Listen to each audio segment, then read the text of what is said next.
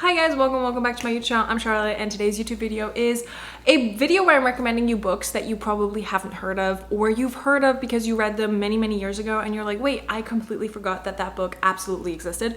So I'm here to remind you and to re-recommend it. I did one of these last week and then I'm doing another one now, and this one is going to be mainly focused on fantasy sci-fi books. So without further ado, let's get started. But before we do that, I lied. Check out my book club, the Buried Book Club, if you want more hidden reads and you want to read along, and it's so much fun. It started and it's great. The very first book I have is Metro 2033 by Dmitry Glavsky. Now this is a book series that is also a video game, so if you're into video games, I highly recommend you check this out. I actually haven't really seen people talk about this online as much as I think people should be, so I'm here to deliver the news. This is set in the metro system in the future after a nuclear war, and survivors live in isolated like stations. So you know when you're like on the metro and you're going from like one station to the next, so survivors kind of live in these stations, and the whole book and like game takes place underground. The whole thing has like a lot of like the whole sci-fi like politics and intrigue and all of that good stuff, while you as like the player, or let's just go based on the book, while you as the reader are battling remnants of humanity. So you're battling whatever the nuclear war kind of left behind in like mutations, and then you're also battling other humans that are fighting you for food and water and whatnot. You basically follow the story of Artemon, I think that's how you pronounce his name, while he kind of like journeys from his station to another one to deliver a message that could save or doom his station. And it's insane. You're like juggling like intrigue and political like things, and it's awesome. And if you like that kind of book with very little to like no romance, then I highly recommend this. I really love this book. It was poetically written, and the bigger meaning of the whole thing is like the meaning of life, like the whole like when you like read between the lines kind of thing. It was awesome. If that is what you are into, I highly recommend it. And even if you're not, I think this is a great book. If you're like stagnant or you've been reading a lot of the same genre, this can really shock you out of it. And if you're in a reading slump, this can definitely get you out of it.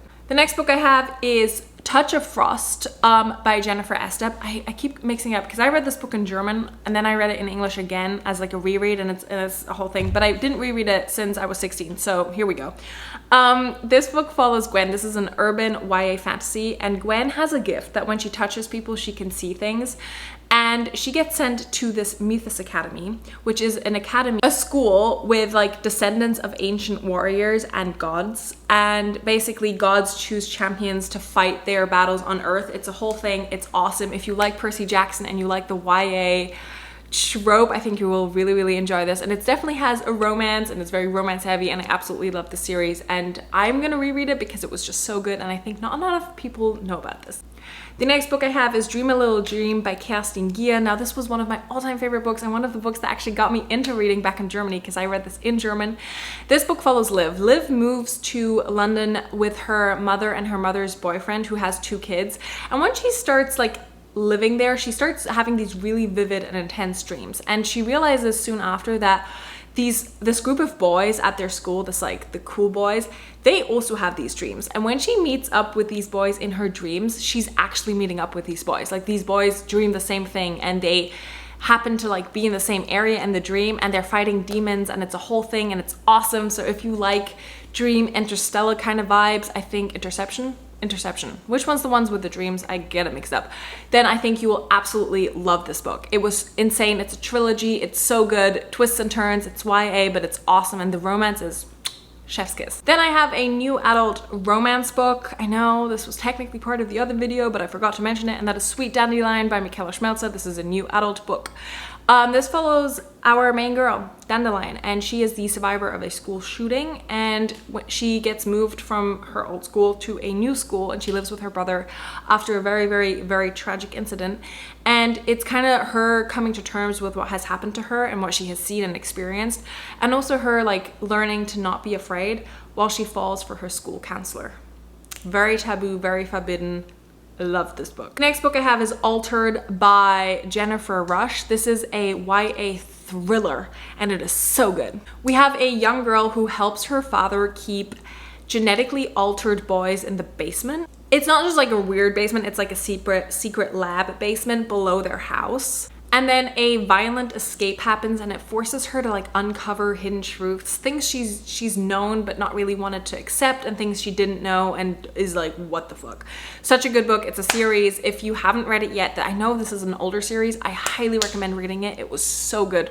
Even though it's YA, it kept me on my toes and I was like, woo, the whole time. The next book I have is Pivot Point by Casey West. Now, she usually writes young adult, like romance, cutesy book, but this was not. This was young adult, but it was like kind of like a dystopian sci-fi book. So good. This book follows a girl who can see alternate futures and she has to decide which future to choose, and in each future she loses and gains something. Such a good book.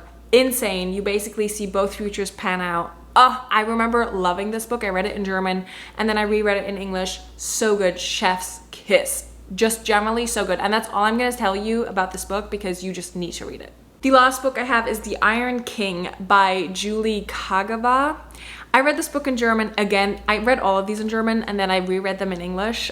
This book I actually didn't reread in English, so let's see how good my memory is. It is a modern fairy fantasy. It is YA, and we have a girl that discovers that she's actually the descendant of, I think she's the daughter of a king, of a fairy king, very important. And she has to journey from like the real world into this fairy world so she can save her kidnapped brother. And it basically follows her on this journey. It's a series, it's so good. I remember like I flew through this series in like less than 2 weeks, which is big because I'm dyslexic and I read very slowly, so chef's kiss.